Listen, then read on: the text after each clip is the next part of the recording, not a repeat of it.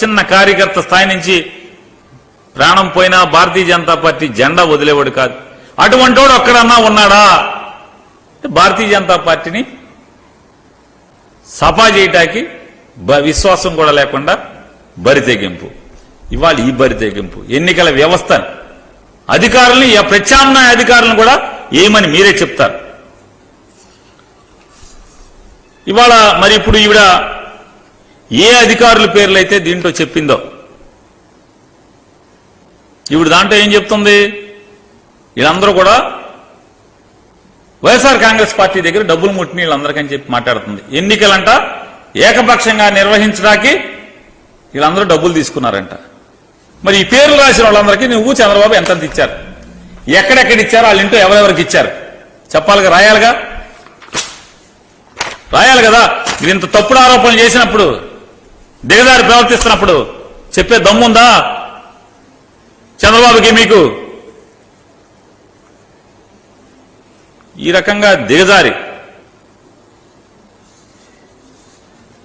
చంద్రబాబు నాయుడు గారు, వదినమ్మ గారు, చంద్రబాబు నాయుడు వదిన గారు ఎన్టీ రామారావుని కూల్చటానికి వదిన గారిని మేనేజ్ చేయగలడేమో గాని మేనేజ్ చేయగలిగాడు గాని, అవసరం వచ్చినప్పుడల్లా పవన్ కళ్యాణ్ని మేనేజ్ చేయగలుగుతున్నాడు గాని భారతీయ జనతా పార్టీని బాబు జనతా పార్టీగా మార్చడానికి దాంట్లో ఉన్నటువంటి చాలా మందిని నువ్వు మార్చగలిగావు చంద్రబాబు నాయుడు గారు. ఇవాళ 5-10 యువకుడు జనం గుండెల్లో గుడి కట్టుకున్నటువంటి వాడు జగన్ మీద పోరాటానికి మీ వదిన పురంధేశ్వరి గారిని మేనేజ్ చేయగలమేమో కానీ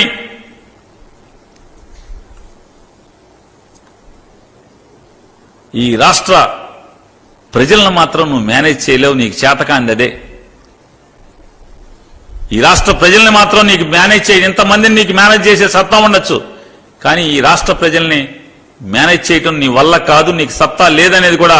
అందుకే ఈ పిల్లి మొగ్గలు, ఈ తిప్పలు అనేది వాలంటీర్లని తీసేయమని చెప్పి, లేదా ఎన్నికల పోలీసు అధికారుల్ని నిఖార్సుగా నిజాయితీగా, ఎవరి పోలీసు వాళ్ళు నిజాయితీగా చట్ట వ్యతిరేకంగా పాపాలు చేసేవాడు ఎంతటి వాళ్ళైనా కాకి చొక్కా పొగరిని నిలిపేలా రామోజీరావుని, చంద్రబాబు నాయుడు లాంటి దొంగల్ని అరెస్టు చేసేయడానికి వెన్ను చూపకుండా జాతీయ జెండాలాగా నిటారుగా నిలబడినటువంటి ఐపీఎస్ అధికారుల మీద విషం చిమ్మేందుకు వదిన పురంధేశ్వరిని నువ్వు మేనేజ్ చేయగలిగావు. ఆ విషాన్ని అచ్చేయటానికి ఆంధ్రజ్యోతిని మేనేజ్ చేయగలిగావు. చంద్రబాబు నాయుడికి మేనేజ్మెంట్ కి లొంగనోళ్ళు ఎవరైనా ఉన్నారు అంటే వాళ్ళే ఆంధ్రప్రదేశ్ రాష్ట్ర ప్రజలు. ఆంధ్రప్రదేశ్ ప్రజలను మాత్రం చంద్రబాబు తరం కాటలా మేనేజ్ చేయటం. ఇవాళ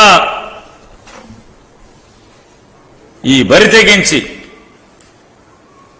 ఐపీఎస్ ఆఫీసర్ల మీద ఈ రకమైనటువంటి అసత్య నిందారోపణలు చేసినటువంటి ఈవిడ ఆరోపణలు చేసి వాళ్ళని ట్రాన్స్ఫర్ చేయమంటమే కాకుండా వారి ప్లేసుల్లో, ట్రాన్స్ఫర్ చేసిన ప్లేసుల్లో వేరే అధికారులు పేర్లు ఇచ్చి వాళ్ళని పోస్టింగ్లు చేయమని చెప్పని, వాళ్ళతో నింపమని చెప్పినటువంటి వారు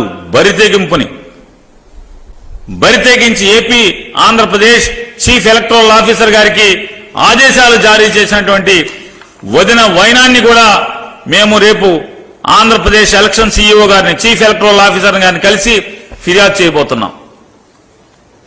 అలాగే